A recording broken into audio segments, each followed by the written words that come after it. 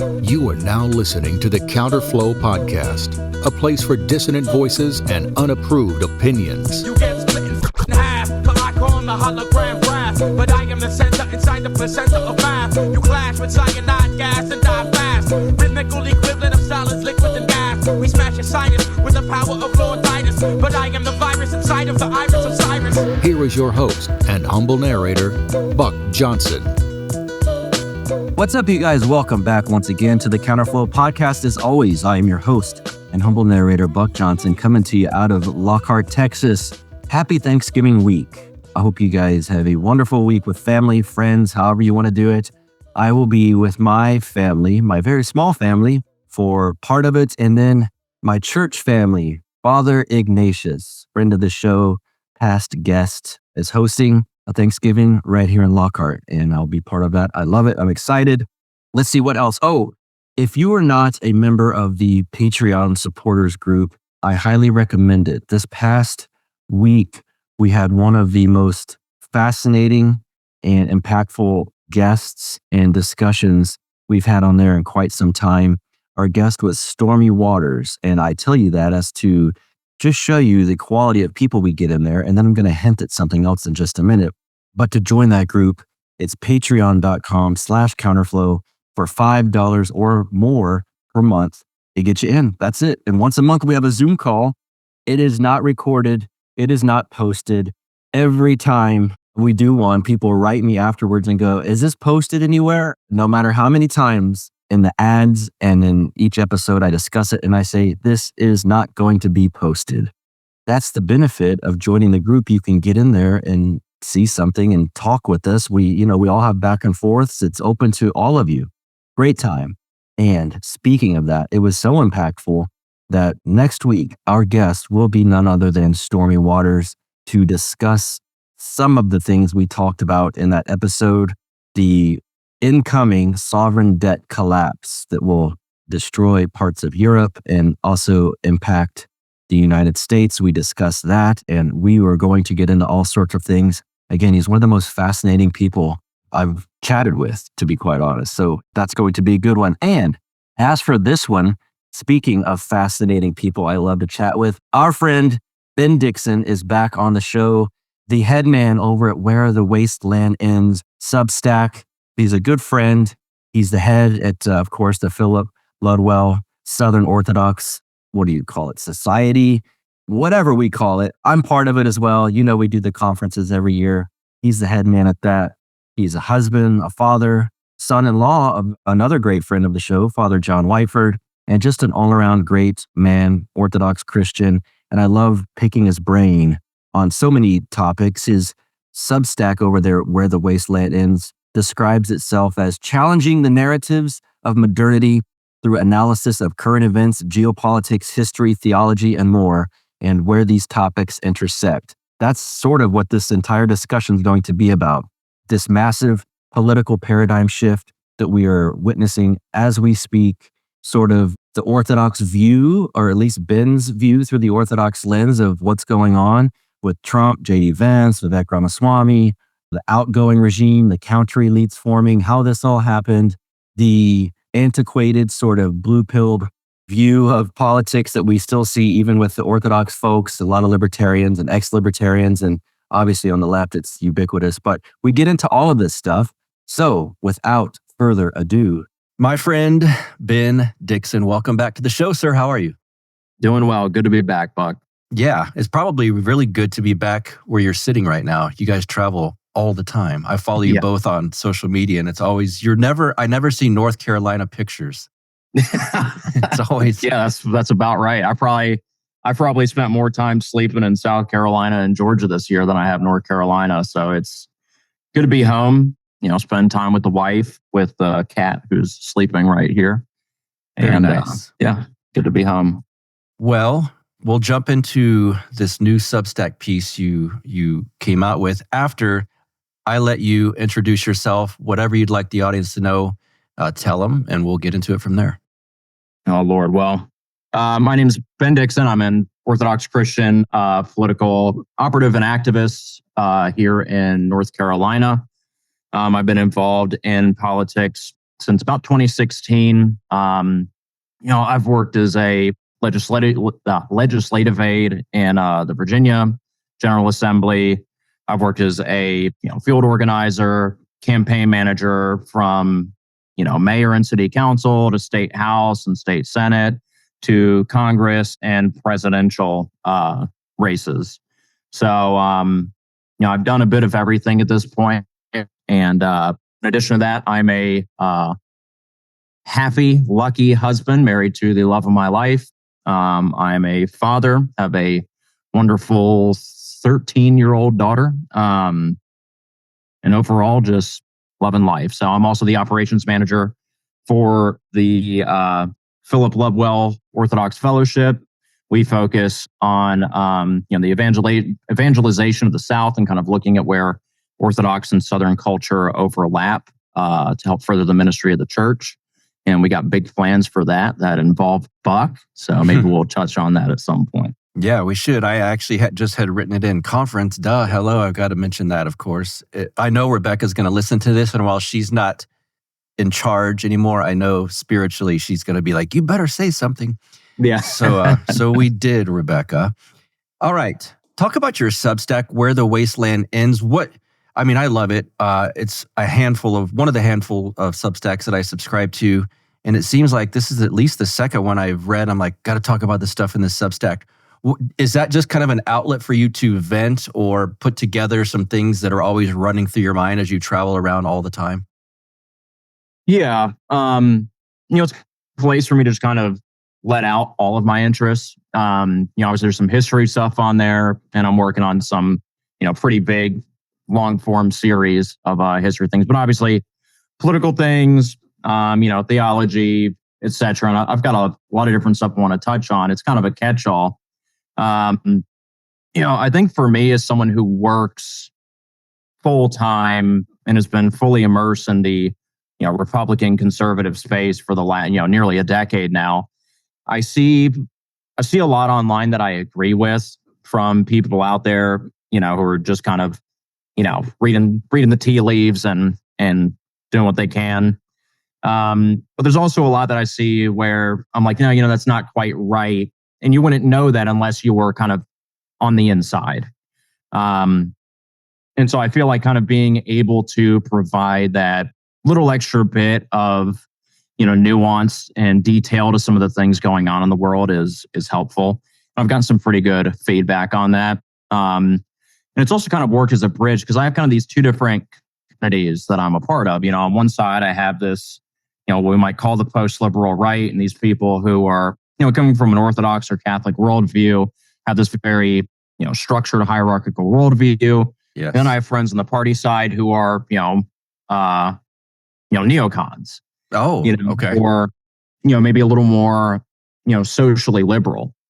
And so I feel like the Substack in some regard is a way to kind of bridge that. I do have a lot of friends who are neocons who will reach out and say, hey, I read this and that made a lot of sense to me. Maybe I've read this situation wrong. And Good. So, hopefully as time goes on, that'll be a way to kind of build some bridges as we move in a distinctly new direction on the American right. Yes, well said. For those watching this, not listening, who just saw my face turn different colors, I hit the wrong button on my little lighting thing. It happens. One of these days I'm going to be a pro at this, but not quite yet. That was fun, though. I can't wait to see this as it drops. My face turned blue, red, purple, green. I was like, man, I'm really boring Buck here. He's just I'm playing fantasizing that he's at a disco over here.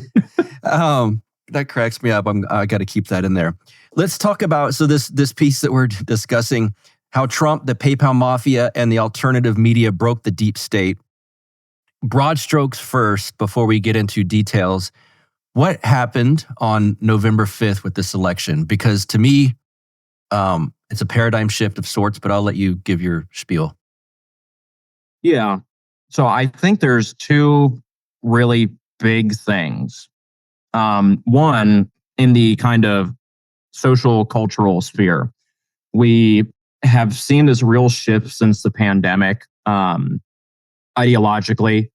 I'm going to expand on this more in another part, but you really saw the pandemic force a lot of people to reevaluate their worldview, right? If you held a materialist worldview, or even a nominally Christian worldview, that was really shattered by the pandemic, if not from, the confrontation with death that kind of happened societally, even if just for a minute there at the beginning.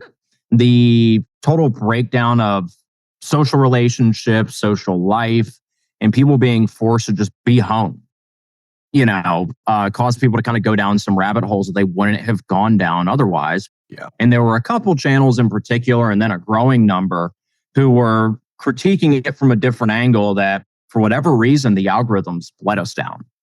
And that is kind of that reevaluation of worldview led to the birth of new political philosophies across the country, born largely out of Substacks, Rumble, etc., and in church halls where people were meeting and discussing ideas.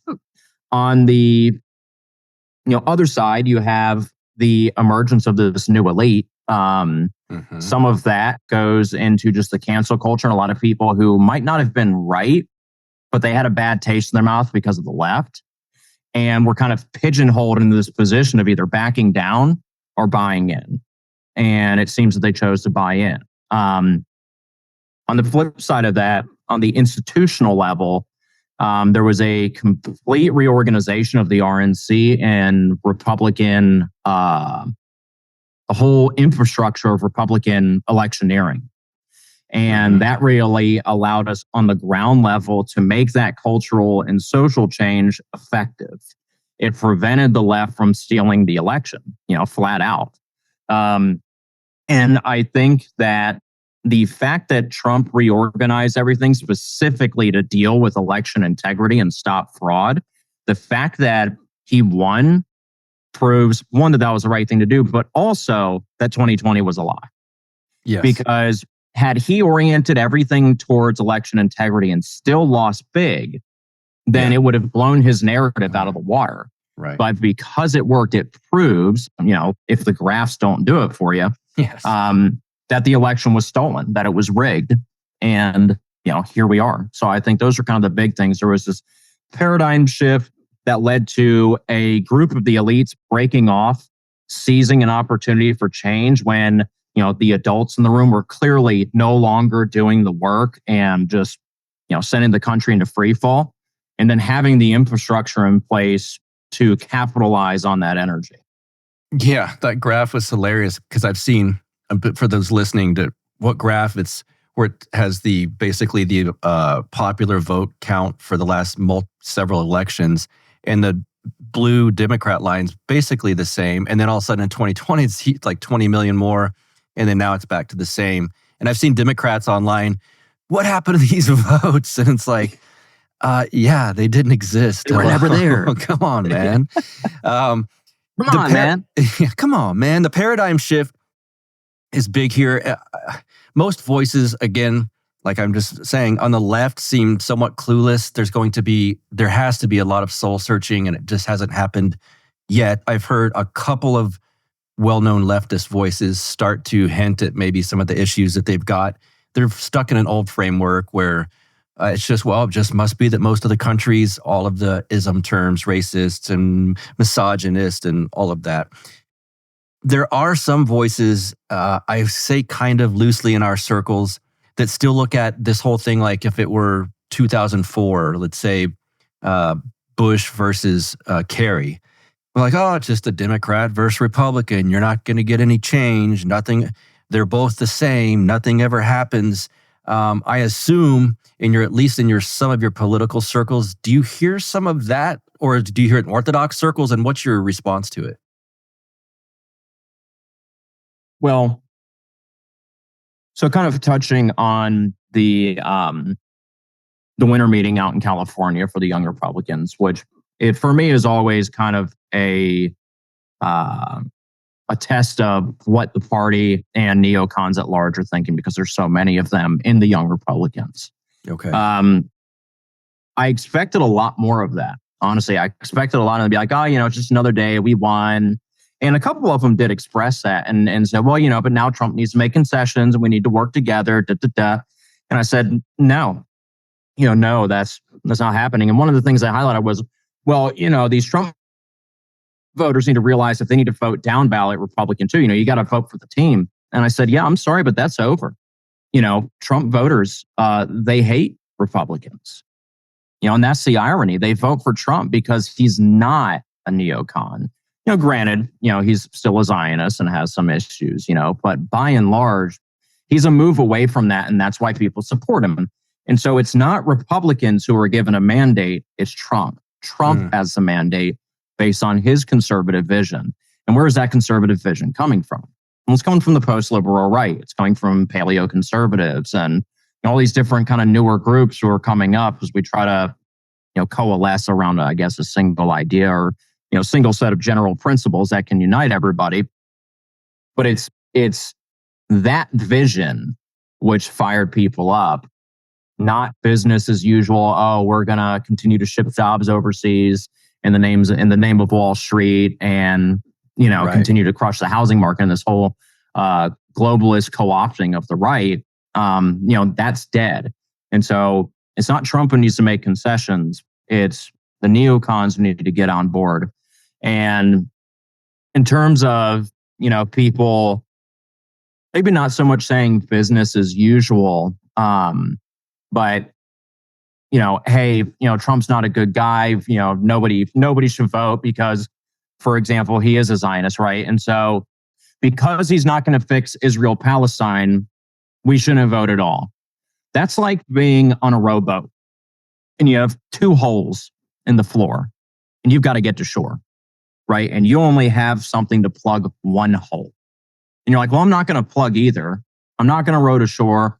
I'm just going to sit here and sink because I can't plug both holes. No, you plug the hole that you can plug and you start rowing to shore until you can figure out what to do about the other one, right? Like you fix the problems you can and you move on. This is a gradual thing.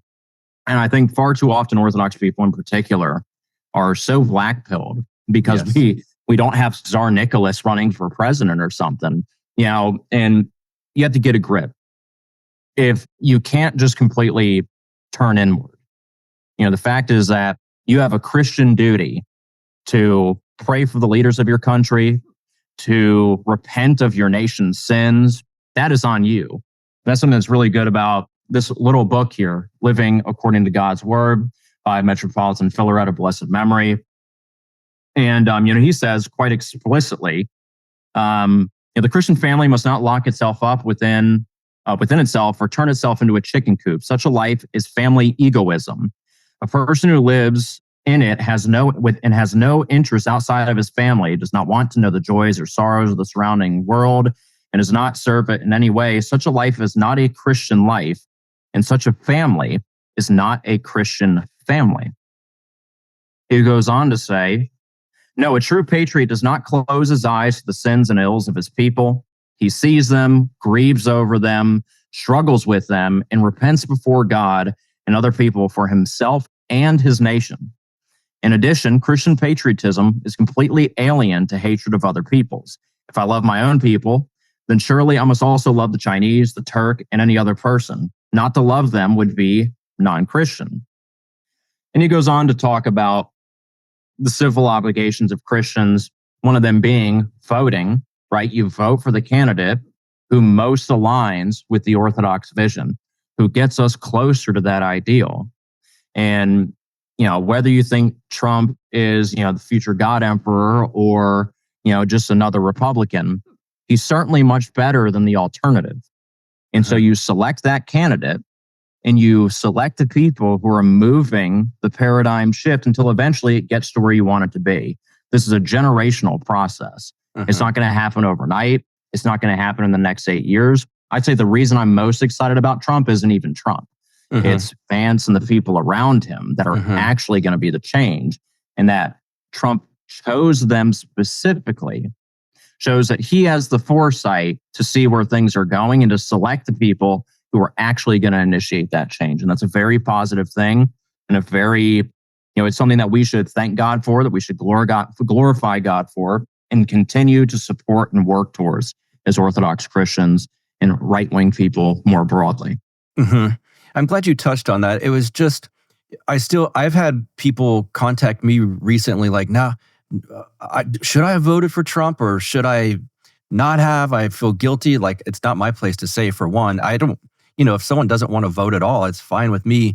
There's a libertarian strain still within Orthodoxy where it's this instinct to say like, well, voting's aggression, or voting means you worship the person or you worship the state, and it means everything they do, that's what you're all for. And it's like a Reason magazine, libertarian kind of antiquated, again, old version of what we're dealing with here. Do you run into that stuff too within Orthodox circles, I guess? Yeah, mainly within Orthodox circles. And to those kind of people, I would suggest there's this great little essay by Ivan Ilyich, I think it's called Foundations of a Christian Culture. Yes. And in there, he touches on the difference between nationalism and patriotism, which Metropolitan Filaret touches on too, right? Patriotism is loving your country, supporting it, but also understanding it has flaws, calling out those flaws, repenting of those flaws, and moving to better the country. Nationalism is that I love my country, I worship it, I refuse to accept anything wrong with it. And when you do that, right, you lead it to destruction because you're ignoring the things you need to fix. And so I think these people, they really need to divide those two things, right? Voting does not automatically make you a nationalist. It doesn't make you an idolater, right? It means that you understand the country has problems. You want to repent of those problems, change and lead the country in a direction away from those problems. To equate voting with idolatry is frankly absurd, to put it simply. Yeah. And it's still, I was swimming in libertarian circles for so long, and I heard so many people say it, and it's just now being translated through somewhat of an Orthodox language or something. It's this same attitude, like, how dare you, just you're worshiping the state sort of stuff. Yeah, and at the end of the day, we don't, that's a very, that's that Enlightenment liberal. Yes, correct. Right. That you're bringing into Orthodox, right? Orthodoxy has a hierarchical worldview. Yes. Whether you voted or not, God is the one who ordained whoever is in power to be in power, right? And so while you should call out things they do that are wrong, you should not slander them. You should not hate them. You should pray for them. That's why in the liturgy, right, we pray for the civil authorities, for the president, right? We pray that at the very bare minimum, they would allow us to live a Christian life and worship in peace. At most, we're praying for them to be converted and to be Christian rulers, to be a David, to be a Justinian, to be a Tsar Nicholas II, right? To be these people. That may be a couple hundred years off, but in the meantime, we need to pray for our rulers. If Paul could tell his spiritual children to pray for Caesar, who, to be clear, was Nero, right? This butcher and degenerate. If he could say to pray for him because God ordained him as ruler, then I think we can support Trump. Yeah. I hope that took some stress off of people's shoulders. I want to talk about something I did not know that's in your piece. What did RNC Chairman Michael, is it Whatley? Whatley, talk about what he did for this election cycle that really, in some ways, saved the process itself. Yeah. So I've known of Whatley for some time. He was our chairman here in North Carolina. He was very supportive of, Catherine when she chaired the state Young Republicans here. And, they worked closely together in 2020. And in 2020, he kind of, saw the writing on the wall with what Josh Stein, our attorney general, and attorney generals and courts were doing all over the country, changing all these laws and regulations that should have been done by Congress, but changing them to allow for essentially mass fraud, at least to open the door to mass fraud. And so he said, hey, let's train a bunch of poll workers and make sure that at every poll in the state, there is a Republican on site watching the votes be tallied. And come election night, right, we were just like every state where Trump was a little bit ahead. But whereas in other states around 3 a.m., Biden jumps up. That did not happen for Biden. And that's because we had people in all those rooms. And Trump called Whatley and said, Michael, It's a beautiful thing. I'm so glad you delivered North Carolina. How'd you do it? And he said, election integrity. We built out this operation. And so when Ronna McDaniel, stepped down as RNC chairwoman, he tapped Whatley and basically ordained him as RNC chair, with Laura Trump obviously as co-chair. And he made the very controversial decision to completely liquidate the RNC's field program. And so the field program is, how we knock doors, make phone calls, send tech, all those kind of things. The RNC's kind of been the main name in the game for that for years. And so him shutting that down was very controversial, especially among people who work in field operations like myself. And I was skeptical, to be frank. I said, look, the thing is, if 2020 isn't what we think it was, then we're screwing up, because door knocking is, a +3, +4. So you're talking about putting, leaving 3 or 4 points on the table, on a maybe, on something that we haven't been able to prove in court necessarily. And, there's a lot of career field operatives who were not so happy that they were suddenly getting the rug pulled from under them. But, Trump and Whatley had a plan. They built out this big infrastructure within the RNC for election integrity. And because of a change in the FEC's regulations, or a clarification rather, on to what extent different political organizations could coordinate, that allowed for, coordination, right? And so he was basically able to farm out all that field work to private firms like the one that I work for, to super PACs, etc. And then they were able to kind of coordinate, and everything was kind of coming down from Trump's leadership team of who was getting what contracts, who would be where. And that allowed everyone to really, hone in on a single task, on what they're best at.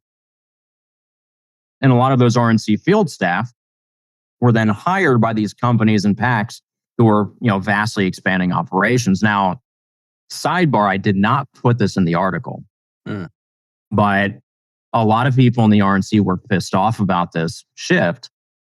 But the reason is because the RNC has always been a boys' club, right? And so it's not necessarily that you're a good employee. It's that people, you've been around for a while, you know how to rub shoulders.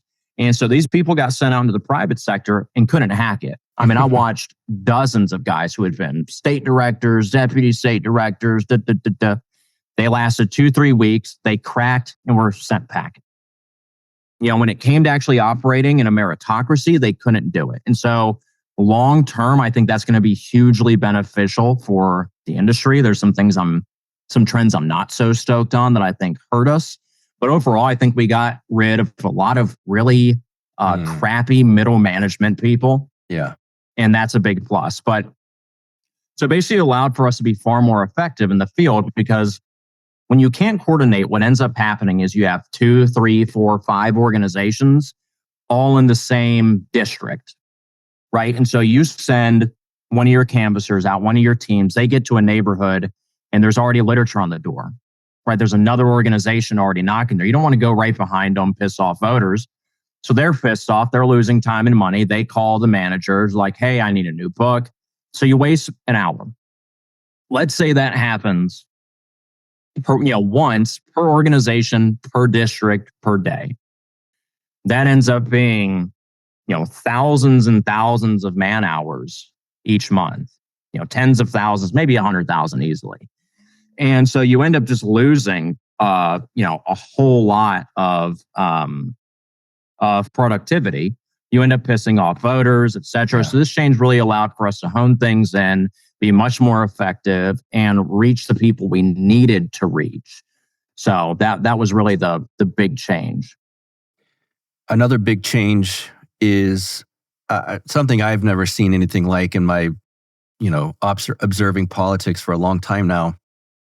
The coalition that built around Trump, Tucker Carlson, J.D. Vance, Elon, Vivek, Tulsi, RFK.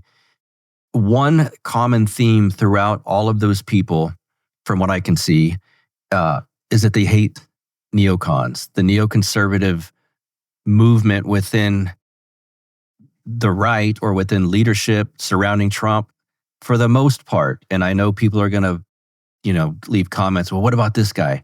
The main core of the people around him seem to be anti-neocon. I want your thoughts on that. And if there is a future for neoconservatism, does it exist? What is the future for that?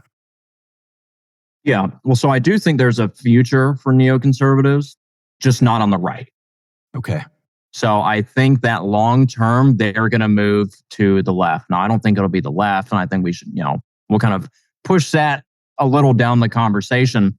But I think we're going to see a big realignment. And I think that, this is really the proof of what we've been talking about of this, emergence of the new elites.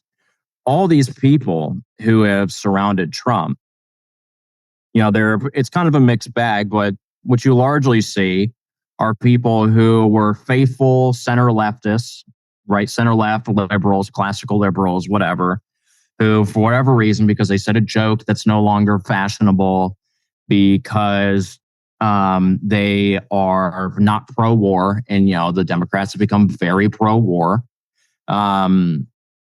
because they are traditional environmentalists and not just on the carbon tax train, right? Because of these things, they were basically ostracized. And again, where they might not have been right-wing, they had a bad taste in their mouth because of liberals. And Trump is the kind of candidate who, right, is not a neocon, right? He's willing to admit, hey, all this free market stuff has had some bad effects and we need to roll it back, right? Like we need American-made products. We need American workers making these things. We need to punish bad actors economically abroad. We need to quit getting involved in these foreign wars. Those are all policies which were center-left for most of the last century. And so a lot of these people saw that and, began to look more favorably upon Trump. And then you had these, tech guys who, especially since the pandemic, have just gotten railroaded by the administration, forced to censor things, doing highly illegal things, straight up violations of the First Amendment. And the FBI basically forcing them to do it and then to erase the records of them doing it. And I think that all that most of them wanted was just to be left alone, right? Leave me alone to make my money. That's really, I think, the position of most of the tech people. Yeah. And, so the thing is, they were kind of getting pushed away from the left, getting ostracized, and they had a choice of either shutting up, falling in line, saying, hey, I misspoke, Biden's great, Obama's basically, God, Kamala's going to be his goddess, yada, yada, yada. Or, standing up and saying, no, this is wrong. We should have free speech. The stuff with Ukraine and allowing the SVU to silence Americans, this is absurd. If they did that, it was automatically, oh, you're a fascist too. You support fascism. And their only choice then is to buy into the right. Mm-hmm. And so I think you see that happen most acutely with Elon, most rapidly, right? Like he kind of went from center left, allowing his kid to have sexual reassignment surgery, which obviously deeply regrets now. Yes. Right. But he went from that to poster boy of the right very quickly because he was forced in that position. And then every time he was questioned about something, whatever this issue was, it was, well, actually the right's opinion is right on this. Right. And so slowly adopted that stuff. And that's why, I have always been a big advocate of, hey, go into the Black community, go into the Latino community, go into the gay community, and hook them with what you can, because over time, people always push further right. Because our ideas come down from truth. Correct. And you will always work your way up that pipeline. And I've seen, so there was a guy, quick sidebar, there was a Republican activist in Virginia, flaming gay guy. But, he was economically right. I met him in 2017. Today, he's straight, marrying a woman, having kids, right, is a Christian, and is progressively more right-wing, right? Because as we know, these are not boring conditions. They're passions which people feed into. And when you feed into them, their appetite grows, right? But the truth will set you free, right? Christ will set you free if you open your heart. And that's what happens with these people. That obviously doesn't mean that we ignore the truth or walk on eggshells, but you walk them to where you can get them and you let the Lord lead them the rest of the way. Yes. Anyways, I digress. No, that's good. But they all kind of shifted to the right. And I think as Elon in particular became more bold and more outspoken, a lot of these people felt more comfortable rallying around him because he wasn't losing money. He wasn't losing status, regardless of what the media wanted to say. And it emboldened these people to take that stand. They were undergoing that same process, just as a much slower rate. Mm-hmm. Once a month, my supporters of this show and myself and a special guest have a Zoom meeting. It's not recorded. It's not posted. It's just private. It's between you guys, the guest, and myself. I do this because it means a lot for you guys who support me by showing me that this show means a lot to you. I love talking with you. I look at it as like a benefit for people that support the show, but it's really a benefit for me. I get to know you guys and have an off-the-record discussion with our guest. And, sometimes topics you don't want to necessarily have all the ins and outs discussed online, if you know what I mean. So to be in this group, please go to patreon.com/counterflow and donate $5 or more per month. And it gets you in this club. We do it once a month. It's a great time. It's great people. They're all smarter than me. So that's an upgrade from what you're used to. I can tell you that. The guests are always guests that people want to hear from. A lot of you guys will be familiar with many of the guests. Father Turbo's done it. Father Deacon Ananias has done it. David Patrick Harry's done it. My own priest, Father Ignatius, has done it. Father Moses McPherson's done it. It's a very good time, and I think you guys would enjoy it. If you love this content, please go to patreon.com/counterflow, $5 or more per month. Thank you. Another person I think that was huge behind the scenes, more so now than way behind the scenes more than Elon has been, but more than he used to be, is Peter Thiel. And He's, as my friend Matthew Erickson's pointed out, kind of the head man behind this PayPal mafia, this new counter elite that's pushed forward. Matt's been talking about that since January probably, and seems to have been right along the way. And one of Peter Thiel's proteges is the vice president-elect now, J.D. Vance. I've been told by people in our circles, oh my God, he's Peter Thiel's guy. Bad guy automatically. Oh my God, his wife's Indian or something. Oh, bad guy automatically. Are you familiar with, and I didn't, just for people listening, I have not asked you this in person, nor did you know I was going to ask you, but are you familiar with J.D. Vance's stance on what's going on with the true Orthodox Church in Ukraine and what he feels about the Russia-Ukraine specific situation to the church? Yeah. So actually, he's made a number of statements really starting in November of last year about the persecution in Ukraine and saying, hey, this is something which our nation is going to look back on with great shame. Like the fact that we were supporting this country while they're persecuting the Ukrainian Orthodox Church is absurd. And we should cut funding until this stops. Pretty strong statement.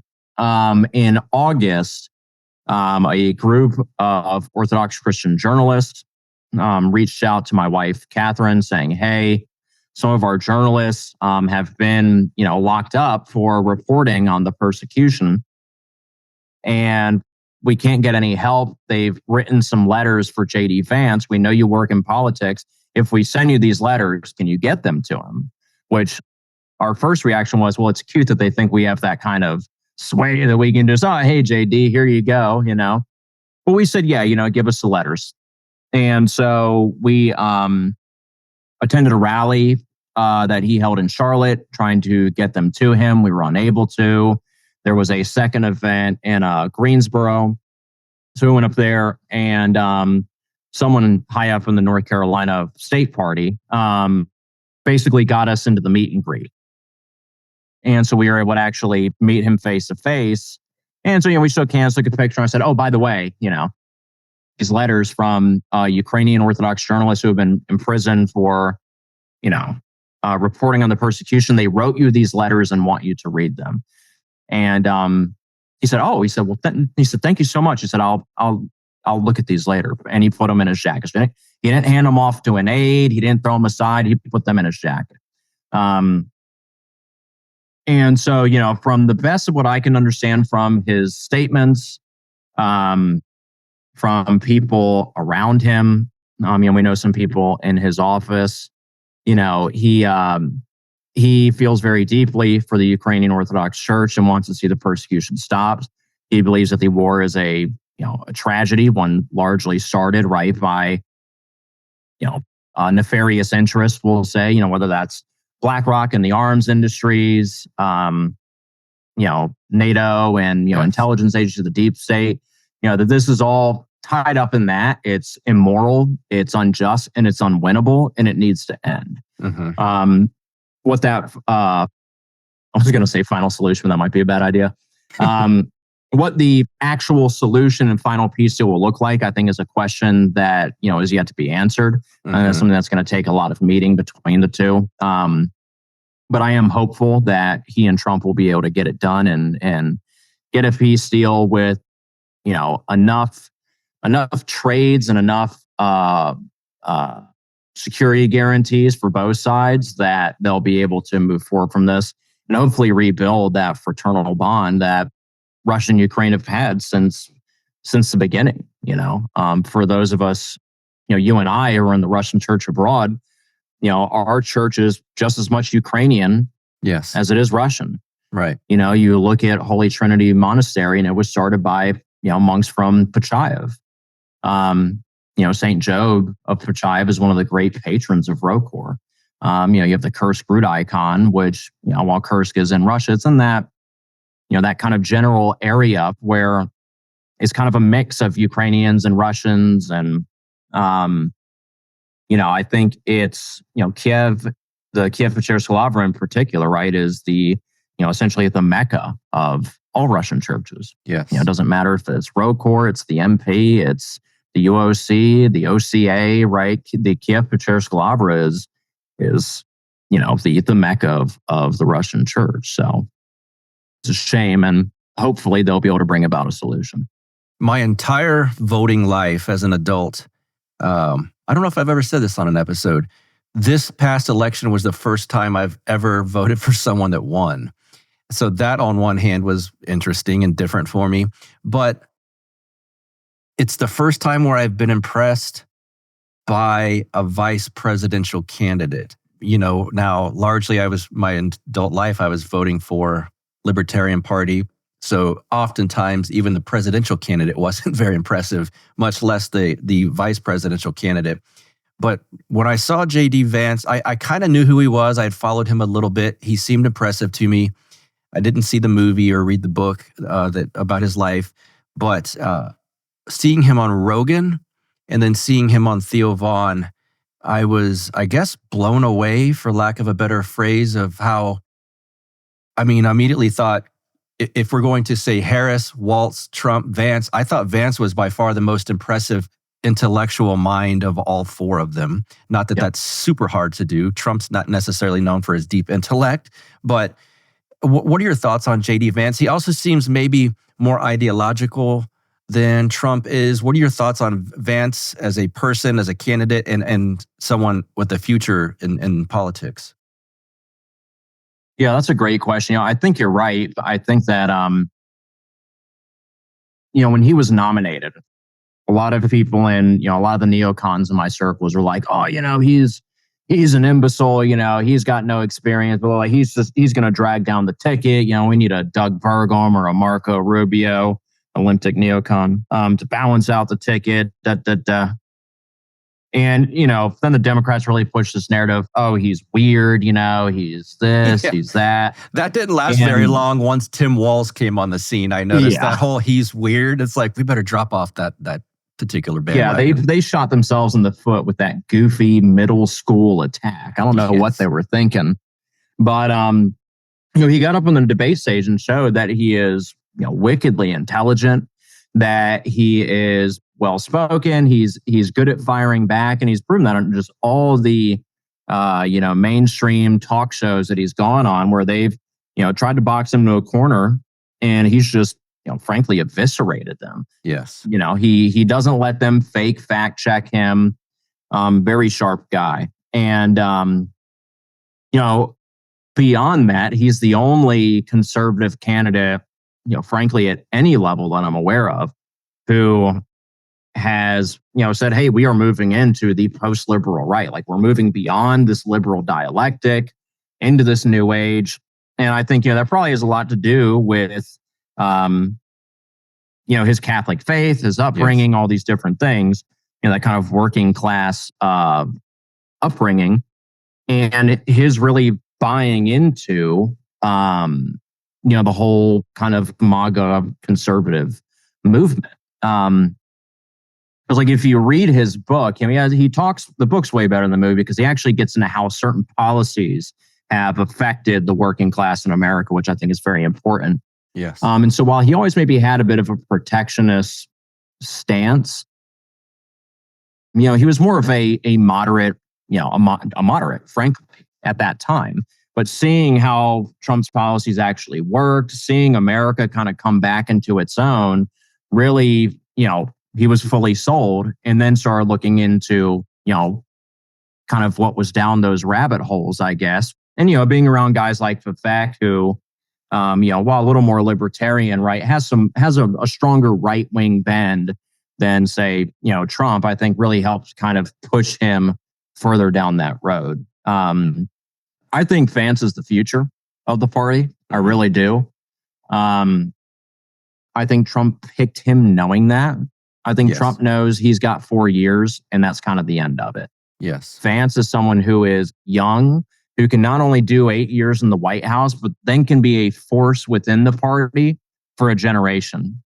And so I think that, we really are moving beyond that liberal dialectic. I really do think that we are about to see America unleash in a new way, and just that social pendulum swing back to the right really hard. I think that the social change we have seen towards the left from, say, the 1920s to today is going to swing back by about 1.5 times. Okay. I think it was your buddy Jason said, right, like, I'm going to die on the left. I really do believe that. Like, I think things are going to swing so much that I'll be considered a Democrat by the end of this. Mm-hmm. Yeah, that was a powerful statement too. This post-liberal right that J.D. Vance has mentioned, you mentioned it, discussing him, and you, in the piece that you were discussing, you make the differentiation between post-liberal right and this brief window of something we saw after 2016 called the alt-right. Just for those listening who are like, is that what he means? Can you kind of explain the difference between that? Yeah. The alt-right was really kind of typified by the whole, this group of white nationalist organizations who are, frankly, really harping on the early Anglo-Saxon Protestant roots of America, right? And to some extent, right, there's some merit to that, right? Like, America is not just this propositional nation. It's an ethnos. It's a continuation of the Anglo-Saxon British tradition, and that's very true. But there's so much, one, it's still fully based in the liberal Enlightenment worldview, right? As fascism is, as communism is, while they may be an extreme form of that, they're still within that tradition. Correct. And so that is kind of the fatal flaw of the alt-right, is it's at the end of that tradition and nobody wants to go that far. Yes. It's that simple. Whereas the post-liberal right comes, from what I'm seeing at least, a more traditional Christian worldview. It's like when Richard Weaver talks about the South as a pre-modern society, right? The last kind of medieval non-materialist civilization. The post-liberal right is moving beyond that base materialism of our society, and it's scientistic shamanism, essentially, right? Yes. And with that, I think you'll see a dying off of sci-fi, right? Okay. It's no longer the mythology of science. Like, that, I think, is going to die. Now, I don't think that materialism writ large will die, right? I think you're going to have a lot of people who cling to it. And I think that'll be kind of the new left, right? People, whether they're MAGA communists, techno-libertarians, traditional Democrats, this Weimarian woke left. Well, a little bit of it will always remain because there's just some people who are sick. Yes. Like that group will end up being the new left. They will remain as kind of modernist, postmodernist. Yes. And the right will move on to this more, to a metaphysical society, right? A hierarchical, cosmological worldview. And I think that's really where the post-liberal right is coming from. They realize that right and left, as they exist within the liberal tradition, are both broken. They're both going nowhere. It's a false dialectic. And we need to move beyond that false dialectic and reconcile these two, the good in both of them. And that's something that we see in J.D. Vance and a lot of these figures, right? It's no longer it's either free market or it's communism. It's like, no, we can have some protections and protect workers without it being Marxism. And we can do that without casting off capitalism as something inherently evil, right? There's a middle ground that can go there. One of the few times there is a middle ground. Right. And that goes in with social policy, right? Like I think the post-liberal right, as it emerges, I think that you will see a deep recommitment to Christian charity. I think that you will see an end of the, right being opposed to welfare spending. I think that welfare will be much smarter, right? I don't think that it'll just be this. So what welfare really is now is how do we get poor people out of the line of sight of middle-class liberal white people? That's really what it is. Absolutely. And so I think moving forward, we're going to see one that looks much more like St. John of Kronstadt's, House of Productivity or whatever he called it, right? Where people can come, they can make a wage for a day. If they need a place to stay or food, they can get that there. But they learn a marketable skill. They can make money, support their families, work towards a certification, whatever those things are. I think that's what we're going to end up seeing. I think you'll also see a return of psychological hospitals, right? Like places, some people who have deeply ingrained demons and mental illness, if you don't have them in a place, they go someplace. And that some places under bridges, it's in the woods, it's in an underpass. Bring these people somewhere where they can get care. Mm-hmm. And I think that as we see the reconversion of America, that's what we'll see. We'll see the church again able to kind of provide these services, and the state kind of taking a back seat and always working in conjunction with religious organizations to do the good work among the poor, the orphans, and the widows of the country. Yes, well said. Sounds like something straight out of Tucker Carlson's mouth. I want to ask you, I mentioned some of the people in this coalition around him. What do you think of RFK Jr. and what his role might represent and look like in this sort of paradigm shift that we're living in? Yeah, that's an interesting one. One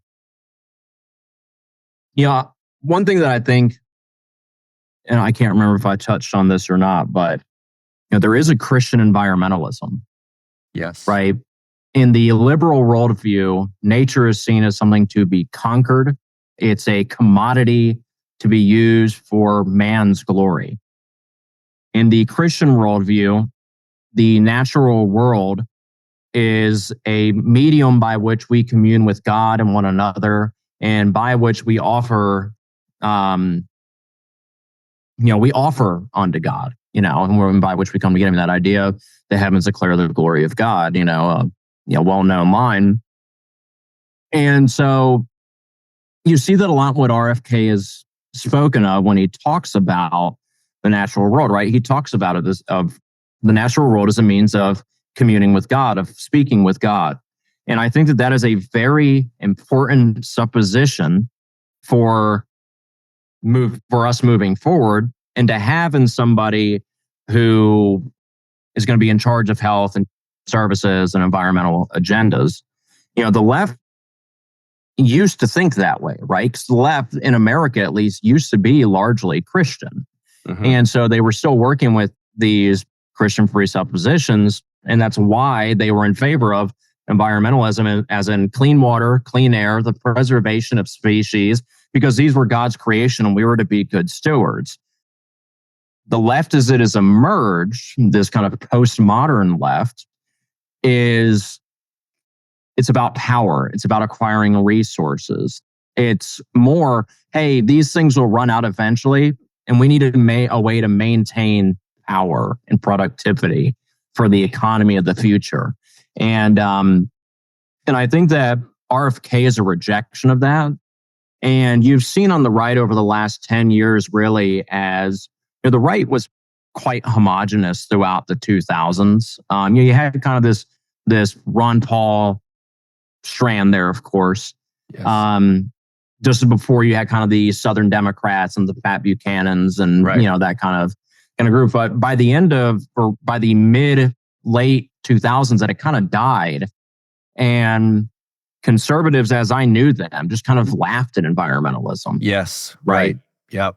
And it was almost I'll litter just to own the liberals. Yes. It went from, it was their virtue signal to the right's vice signaling. Like, well, I'll litter. I won't even care about the environment at all. And they're missing this nuance in between by throwing out the baby with the bathwater quite.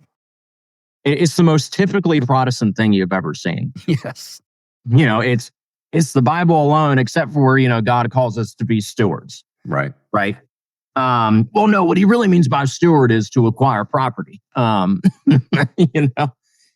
so I think that, again, we're seeing a rejection of that. And in the last 10 years, you've seen conservatives really explode with this concern over the quality of food and what's being put in the food. And hey, are these vaccines actually good for us, or are they causing these problems? Right. Is factory farming a good thing or a bad? Right. There's all this questioning that's been happening. And part of why I think that happened is because all these Rust Belt Democrats suddenly were, like the elites of today, pigeonholed into the right. Mm-hmm. And so they started accepting right-wing suppositions, but also carrying those same environmentalist concerns about workers' protections, etc. And that is kind of reformulated on the right, I think, in a much healthier way. And so while RFK is, he's still a Democrat, and he still holds to a lot of very traditionally progressive ideas. But in this specific avenue, he's kind of a trailblazer. Yes. For the right. He's kind of the Pied Piper of right-wing environmentalism.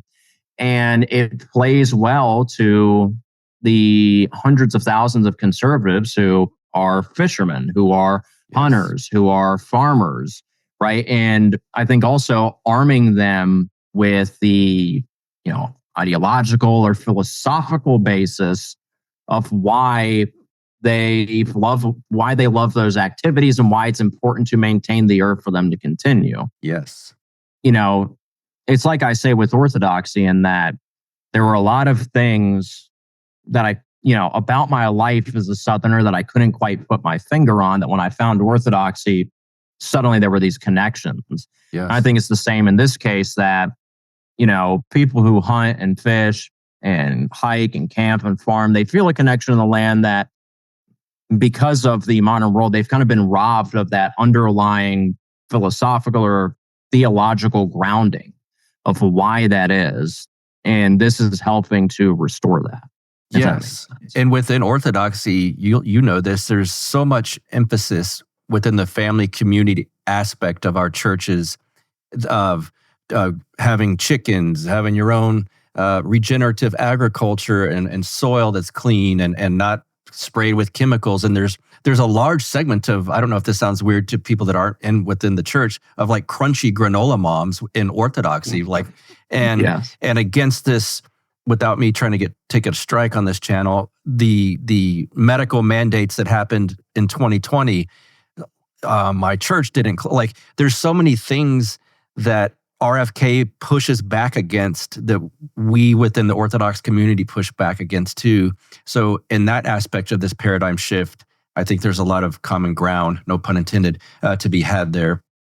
Let's talk about, in closing, things to stay vigilant and skeptical about with this new paradigm shift that's happened in the coming years here, and then some stuff to be optimistic about. Yeah. So I think in terms of things to watch out for, one, I would say, being a purist and expecting that we're going to get everything we want right away. Again, this is a generational thing. I think that there's going to be, like any war, right, which this is, there's going to be little victories, there's going to be setbacks. That doesn't mean that you throw your hands up, you throw your rifle down and say, well, I'm going home, You keep fighting, you keep working towards it.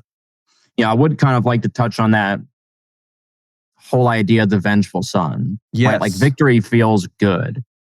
This feels good. Owning the left in this moment feels good. But we can't get caught up in that vengeance. We can't give in to the pleasure of victory. Right? Give the glory to God for the victory and continue to pray, not for the destruction of our enemies, but for their repentance and their conversion, that they would see the light. Because the true victory for the right is going to be when the word woke completely disappears entirely from the vocabulary, when leftists see, oh, this is why we lost and we should have. Yes. That's the victory. Right. The victory comes when they see that their worldview is broken and that's why they lost. When they start coming into our churches and saying, I need to change my life, right? Like there's things that are obviously fundamentally wrong and I need answers. That's when we know we've won.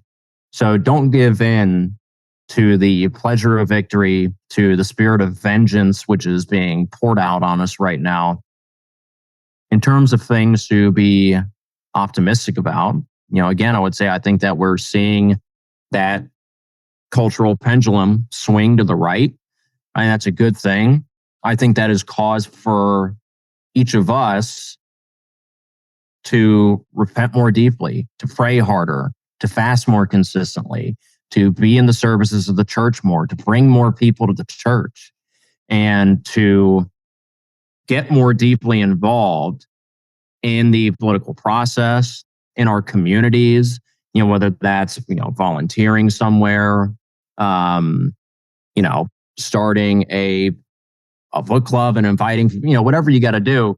Find more ways to be active in the community, find more ways to be out there and give the glory to God, and things will continue to get better. Amen. Plug away, Substat, the Ludwell site, anything you'd like. It's time to plug.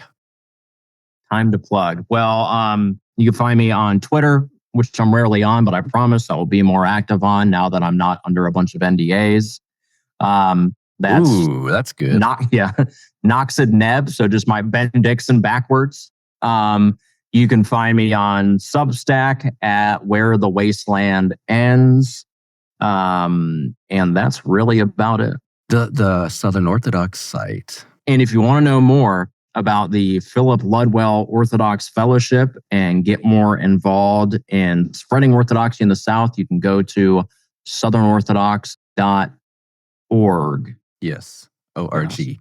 I'll ask this. I could have asked it offline, but people are going to ask me about it anyway. They have multiple times. Are some of these speeches still to come as far as from our last conference here in Lockhart? Are those going to be published online from some of the speakers? Yeah, so they're wrapping up the editing now. Obviously, it's been a crazy year kind of for everyone. Right. Once they are ready, we're going to put out a bunch of clips. The speeches in their entirety will be available for fellowship members. Okay. And so basically, we're starting a fellowship membership program. We're eventually going to build out state chapters where folks can get together, do good in their community, and do all sorts of things. And also kind of be more involved in how the fellowship carries out its operations. And basic membership is, I think we're going to set it at like $10 a month. We also have plans for a podcast. Oh, that's and right. A number of other exciting things that we'll be announcing soon as we hammer out the details. But yeah, so they will be available to members, and there will be clips on the YouTube. Yes, and I don't know who knows this or not, but some of the names you would expect to have been at this conference, maybe a name that people would not expect was Father Peter Heers. While all of the speeches were fantastic, a Father Peter Heers speech, I can't wait for people to see that. Rebecca, a dissident mama, was sitting next to me, and at one point halfway through, I look over and she's crying tears of like happiness, and this is so good. So it was phenomenal. It was phenomenal. Some people in hater land think Father Peter here is some sort of like strict, I don't know, emotionless man or something. He's not that at all. It was a terrific speech. So there's Very a little touching. Yeah. There's a little teaser for you guys. Ben Dixon, thank you, sir, for being here once again on Yes, Counterflow. sir. Thanks for having me. All right. I hope you guys enjoyed that discussion and feel much better about what is going on, what has happened, and what is to come, without crazy antics and people scaring you about this and that. And just step back, smile, take a deep breath, enjoy your Thanksgiving week. And next week, like I said, it will be one episode for the ages, not because of me, but because of the guest, Stormy Waters. You will not want to miss that. So until then, you guys have a good one. See ya. You get split in half, but I call the hologram brass. But I am the center inside the placenta of math. You clash with cyanide gas and die fast. Rhythmical equivalent of solids, liquid, and gas. We smash your sinus with the power of Lord Titus. But I am the virus inside of the iris of Cyrus. Like the sound of the Counterflow podcast? Our audio production is provided by Podsworth Media. Check them out at podsworth.com.